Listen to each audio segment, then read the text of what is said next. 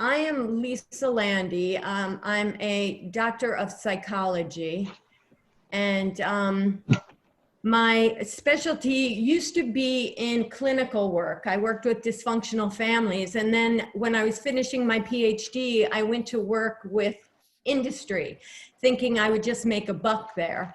And it turns out there is an equal amount of dysfunction within organizations and families, so it was an easy shift, and I loved the work.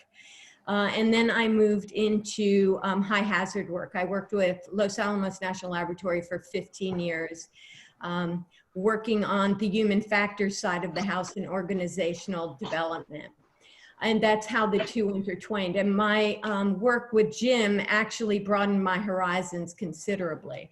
And it's led us now to the question that I posed today, which is, you know, in the face of all this uncertainty, it's sometimes difficult to determine if uncertainty is a friend or a foe to realizing safety. And so I've been pondering that quite a bit recently, and what might be behind it, sometimes feeling that it is a helpful ally to realizing safety, and at times it seems to get in the way. And we've all known this, you know, we've moved to a more systemic view of safety. We know that safety extends beyond technology, and the good work of Amy Edmondson, of course, our dear friend Rosa, and brilliant works that she's done on relational factors that come into play with creating a more comprehensive view of safety. So the socio-tech, it's been typically labeled. But, you know, for a long time, we had looked at technology as kind of the avenue into managing safety within the organizational enterprise and even into industry in general. And, you know, we realized that we were talking about very complicated systems, right? And the difference between a complicated system and a complex system is in the relationships that occur either linearly or non-linearly. And so I was kind of thinking, well, could that factor in whether and in some way how we're seeing safety and uncertainty differently, maybe within these two systems, and maybe that could be at the heart of some of our challenges within the organization.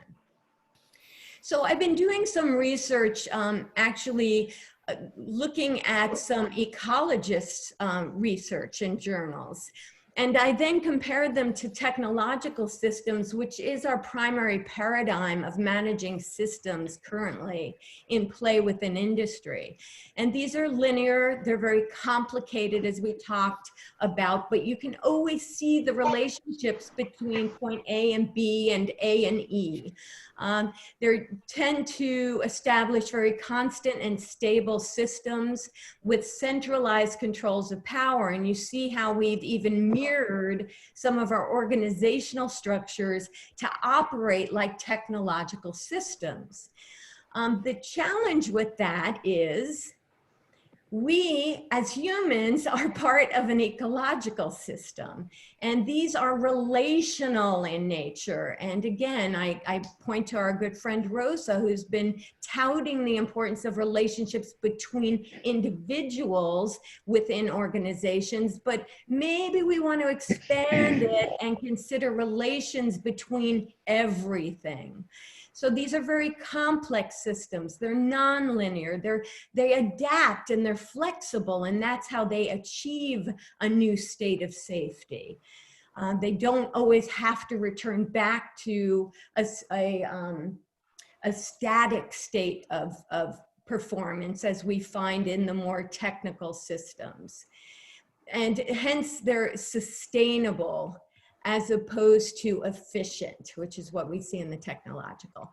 So, you know, then I looked at, again, safety within this engineering paradigm, which is what we use in industry, and it's necessary, right? We work with a lot of equipment, especially in these high hazard organizations, very different from an innovative organization. If we're talking high hazard, there's a lot of machinery, a lot of technology, a lot of linear A to B approaches to how you manage safety.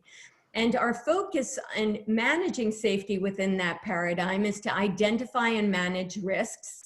We often have focused historically on what can and does go wrong. We like to predict failure by understanding it. So we look back at what's gone wrong and we try and break it down and manage it in component parts, which is great if we're talking about a linear system. It's very achievable. We apply regulations and controls to manage those linear systems, and they typically work very well in a closed system. We detail extensive work procedures in an effort to try and make it fit into an engineering paradigm. And then we go kind of crazy when it doesn't work. And we'll talk more about that in a minute when we shift to the ecological paradigm. And within this engineering paradigm, that structure gives us a sense of stability. That equates to safety within this paradigm. Now, let's compare that and contrast it with an ecological paradigm where we have complex organisms that resile to survive. They adapt when they see that they're running into challenges, and they then identify success paths seeking what can and will go right. They navigate around and through risk. They're flexible and agile, and their parameters are loose. So safety in this paradigm is about adaptability. And that adaptability is what brings us stability. Thank goodness we can do it because we are a part as humans of the ecological system. And now let's talk about resilience. And I don't know how many have been following, you know, the Rosa, Lisa, and Mike, who unfortunately isn't on the call today, and he comes very much, and rightly so, a technological paradigm. But resilience is a different animal in this system, where the focus is on efficiency and constancy and predictability. These are fail-safe designs. They cannot fail. And the goal is to maintain that equilibrium in a very steady state. We measure resilience by how well it resists disturbances and how quickly it can return to a steady state. We need this sort of resilience within a technological system. It's necessary and mandatory. And the change outcome is to either go back to normal or become a failed system. If we compare that to ecological resilience, it's about persistence to the change of unpredictability. And these are great avenues and environments to do safe to fail designs, to kind of test out the environment and see where we can adapt. And the goal is to allow the organism to recalibrate to a new equilibrium.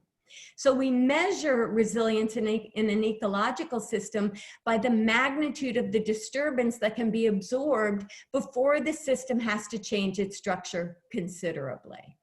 All right, and the change outcome is you're always creating a new normal. So that goes to Hinson's video, which, you know, Tamara, thank you for sharing. It's brilliant. And I like where he's moving. I see opportunity. We can advance that further, but the man is on it.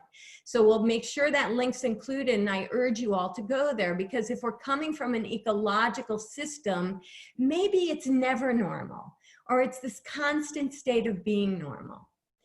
So, you know, we talked about VUCA. I introduced this on the last time I led, and that's where we have volatility, uncertainty, complexity, and ambiguity. And within a technological system, that's not a great thing, because that leads to all kinds of unstable systems, unreliable systems. It leads us to feel uncontrolled and a lot of unknowns. Doesn't work well, VUCA, in a technological system.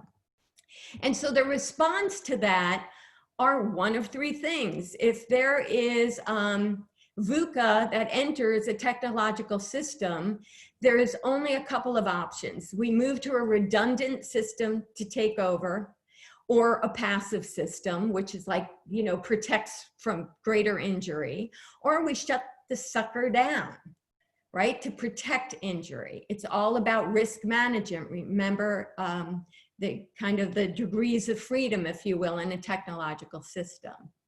Now, VUCA within an ecological system has many more options. The negative consequences are volatility leads to instability, uncertainty can lead to anxiety, complexity leads to confusion, ambiguity leads to insecurity and doubt. And our resilient nature as organisms are to respond by resilient activity, by demonstrating care and empathy to each other to counter the uncertainty, to get the reassurance we need so that we bolster our systems and bolster our ability to therefore adapt. And the ambiguity is managed by upping our awareness and paying greater attention to the subtlety of cues. Now, if we look at this, we're now taking a complicated system and needing to integrate it into a complex. It's not an either or proposition here. I actually don't necessarily agree that we must go from compliance to care. I think we need compliance and care, and that the action that's necessary is to help train all workers on how to better recognize which system they're functioning in so that they can manage the ambiguity, the uncertainty as best they can. And this is what I was trying to explain, by the way, Rosa, to Mike yesterday in the email. So that's my kind of introduction to this discussion. And, you know, I'll just kind of throw it out and see, did it stimulate any thoughts or counter positions that somebody would like to offer?